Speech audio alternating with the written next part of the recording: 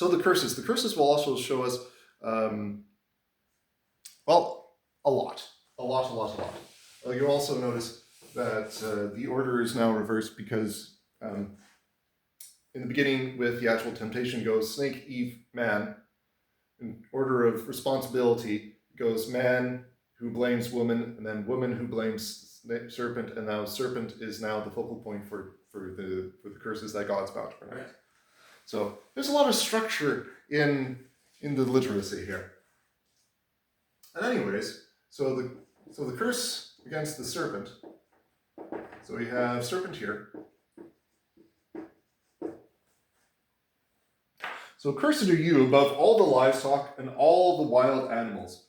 So you will crawl on your belly. So crawl on belly. And you will eat dust all the days of your life. Now the dust is also interesting. So this is actually referred to from what Adam was coming from. We'll also find out a little bit later on, from dust you came, to dust you shall return. So this is like eating death.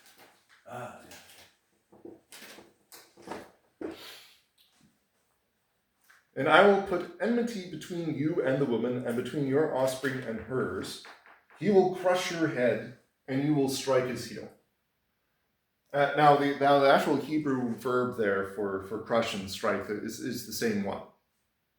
Like it's the exact same one. So a lot of translations try to differ it. I don't think that they really should, to be quite honest. So crush, heel, and let's say have head crushed. Because he's causing the crush of the heel, but he is receiving the crush of the seed. Now for crawl on belly, like this has sparked some ideas that maybe snakes in general had legs, and then because of the work of Satan here that they got their legs removed. I know that within some biology, some people are thinking, well, there might have been vestigial legs of certain animals and then they got subsumed. I don't think it actually works with snakes. But my sense would be, well, maybe this is more of a spiritual thing than not. And maybe this is a comment on the manifestation of Satan as well as his ilk, the other angels that fell. Because when you look through the Old Testament, actually the New Testament as well, the angels who are doing God's will, who are appearing to human beings, more often than not, they have some sort of form that's intelligible to these human beings. There's only a few times where they're more or less invisible to the human eye.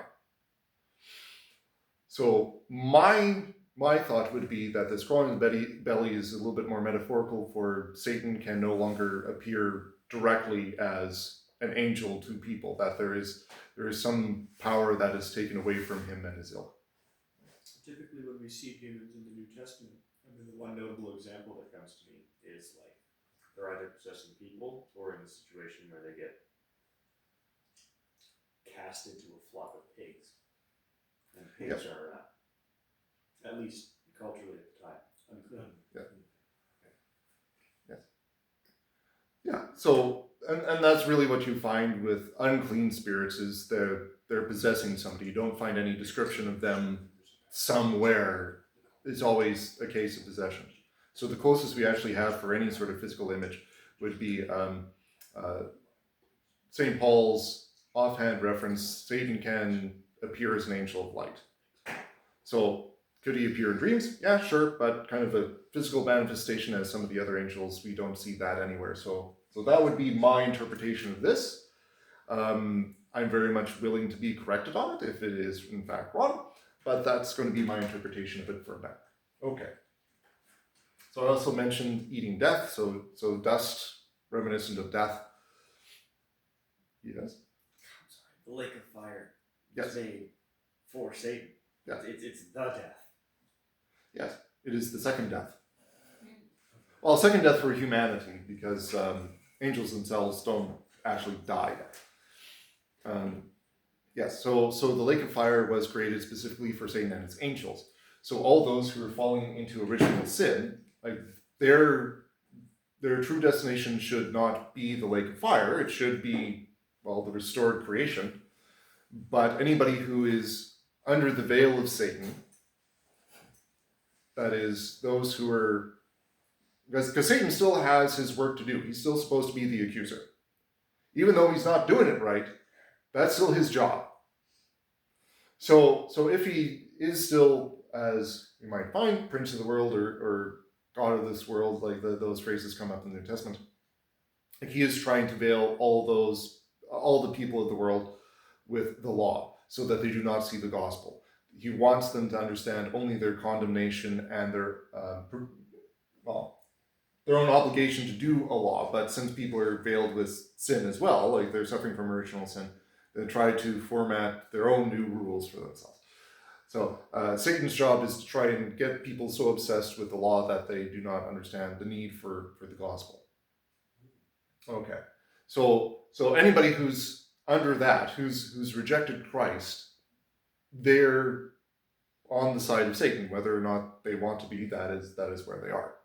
So those who are under Satan's veil, they would be in the lake of fire with him and his angels. But him and his angels get put there first, especially the beast of the earth and the beast from the sea, because that comes up in Revelation. All right, we're not doing Revelation just yet, because there's a lot of symbolism there. Okay. However, Satan does appear as a dragon there, and yes. Okay, so in my understanding, I've seen in medieval and Renaissance depictions where the serpent is indeed a snake, probably an asp or something. I don't know what kind of snake it gets represented as. And the fruit is an apple. So the fruit was not necessarily an apple. No, it just says fruit. And so was the serpent really a snake? Or That's also been a discussion whether or not it's exactly a snake. Right. But I would say, well, since we have such emphasis on snake and serpents and other things, I would be more inclined to believe that this is Satan possessing the serpent. Okay. Otherwise, like, yeah, you have an angel there, and they go, like, oh, why is there an angel that is? But now it's a talking snake, so they're like, oh, this is supernatural, but it's still within what I should have dominion over. Right. Yeah. Okay, yeah. But also with some of those, I would say, a little bit more Renaissance depictions. Yeah. The serpent has a human head. Okay. Yeah, because they're going like, see, this isn't an ordinary serpent. Oh, okay. Yeah. Those are some interesting pictures. Mm-hmm. Anyways, now crushed heel, have head crushed. So the wording here is between your offspring or seed, because the word for seed, like it's the regular word for seed, like you sow seeds in a field. But that's also been part of the understanding of, well, you sow your seed as a human being and then you get children. So most likely that's also where we get the turn of phrase in English for this. Most likely. I'd have to research that a little bit. Right. Anyways, but it's singular. It's not plural. It's not all the offspring of the woman in perpetuity. It is the seed, the one. And he will crush your head and you will strike his heel. So we have singular there again.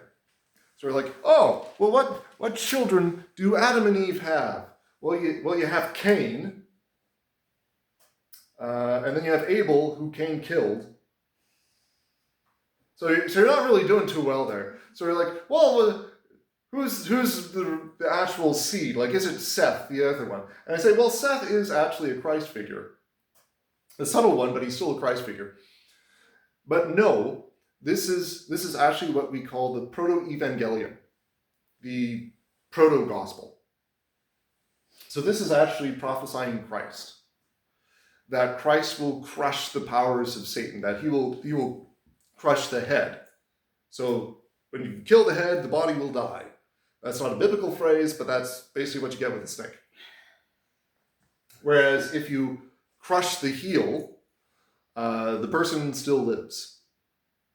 So the idea is, this is the crucifixion. So Satan is doing his darndest to kill Christ. And when you read through the biblical text, like all the gospel writers are saying that Judas is influenced, if not also possessed, because John's pretty explicit about Judas being possessed by Satan. So Jesus' worst enemies, Judas and Satan together trying to take him down. Yeah, they are trying to orchestrate the crucifixion. But Satan's own head is crushed, which is the crucifixion. I was thinking resurrection. Yeah, but it's the crucifixion. Now if we're getting to the works of John, he will actually attach the most importance to like the hour of salvation for humanity as the exact moment Jesus Christ died on the cross.